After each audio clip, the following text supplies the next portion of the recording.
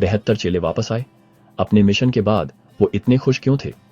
लूका के 10वें अध्याय के पहली से 24वीं आयत में यीशु ने 72 चेलों को चुना और उन्हें जोड़ियों में सुसमाचार सुनाने, बीमारों को ठीक करने और यह घोषित करने के लिए भेजा कि परमेश्वर का राज्य निकट आ गया है। अपना मिशन पूरा करने के बाद वे बड़ी खुशी से लौटे और कहा, प्रभु, तेरे नाम से दुष्ट आत्माएं भी हमारे अधीन हो जाती हैं। उनकी खुशी उनके मिशन के दौरान कई की एक्सपीरियंसेस से आई।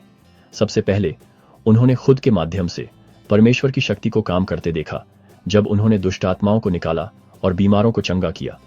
इसने पुष्टि की कि यीशु ने उन्हें असली अधिकार दिया था और उनके नाम में दिव्य शक्ति थी।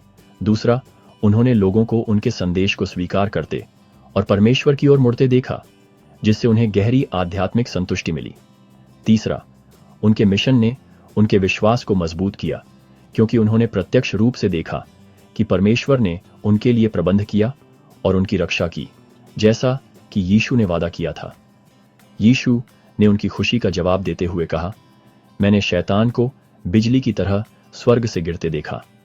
उसने उन्हें आश्वासन दिया कि बुराई पर उनकी जीत एक बड़ी आध्यात्मिक लड़ाई का हिस्सा थी, जहां परमेश्वर का राज्य अंधकार की शक्तियों पर विजय प्राप्त कर रहा था।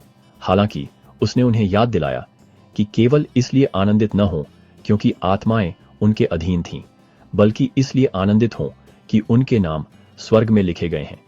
यह पल हमें सिखाता है कि सच्चा आनंद व्यक्तिगत शक्ति या सफलता से नहीं, बल्कि परमेश्वर के राज्य का हिस्सा होने और उसके साथ संबंध होने से आता है।